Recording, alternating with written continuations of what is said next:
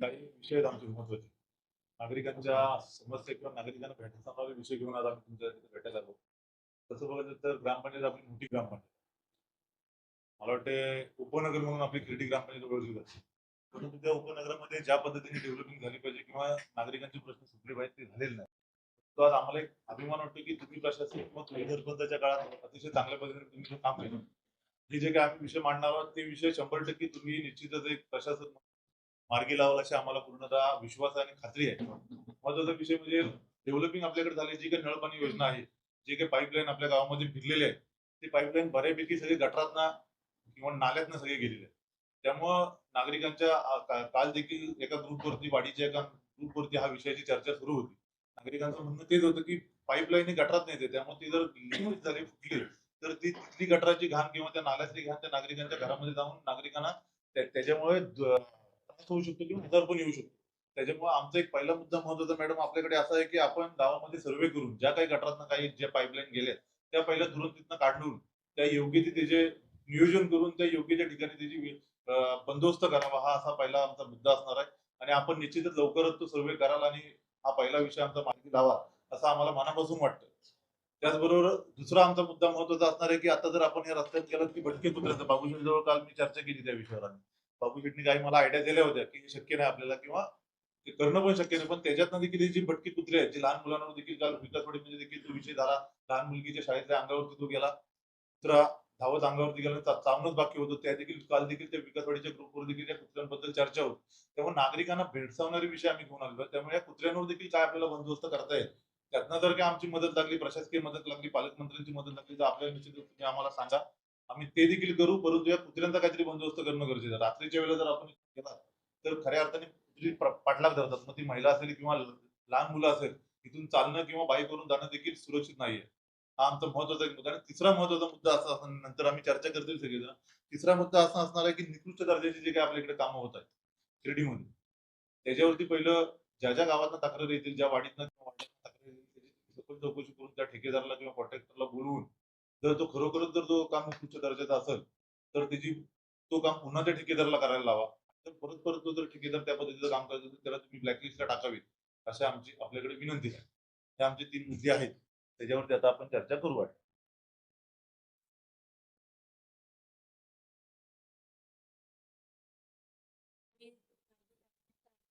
मदत लागली तर तुमची घेतो. त्यानं तो विषय सांगितला. हो. कुत्र्यांचा विषय जो आहे ना, हो, हो. तो मोठ्या प्रमाणात मॅडम झालेली. कुत्र्यांचं मी पण निवेदन वगैरे दिलेलं आहे. तो विषय सांगा मॅडम. ते काय कुत्र्यांसंदर्भात काय विषय चर्चा झाली, कसं झालं ते सांगा. आपण म्हणजे त्याच्यासाठी केलेलं होतं. ते स्मशानभूमी आहे ना, तिथे आपण तो चौकोन केलं होतं.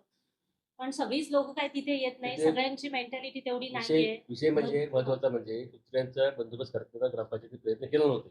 पण काही ग्रामस्थ तुमच्या हो. तुमच्या तुमच्या साईड मी हो, माझी म्हणत बरोबर, होतो. बरोबर. तिथे लोक आमच्या इथे मिटिंग झाल्या, केस टाकेपर्यंत पोलीस स्टेशनवर विषय गेला. पोलीस स्टेशन गेला. गेलं. पोलीस सुद्धा इथे आले होते कुत्र्या संदर्भात. त्याच्यावर आता तर कायदेशीर त्याच्यानंतर आम्ही एक मार्गदर्शन केलेलं घेतलेलं वरती की तिथे जवळजवळ नाही म्हटलं तरी किती रुपये फाईन तरी एक कुत्र्याला नसबंद 2000 हा खर्च सांगितला होता त्यावेळेला मला सांगितलं. 1,500-2,000 रुपये खर्च एका कुत्र्याला. आणि तो कुत्र्याचा खर्च ग्रामपंचायतला सध्या तरी परवडणार नाही. आणि ती एजन्सी असते आणि ते सगळ्यांनाच काय ते हे करायला लागेल. तरतूद जर होणार असेल तर ते ग्रामपंचायत करायला तयार आहे ना, करेल ना मॅडम. हो, पैशाची तरतूद मग त्यावरती आपण पालकमंत्री साहेबांजवळ पण आम्ही चर्चा नाकारत नाही. तो किती त्रास होतो सगळ्या पुऱ्या वाढीत त्रास होतोय. कुत्र्यांचं त्याचा भरपूरच त्रास झाला. कुत्र्याचा लहान मुलांचा विषय नाही राहिला आता. आता मोठ्या माणसांच्या वरती पण तो कुत्रे अंगावर झाला. झुंडी असतो झुंडी.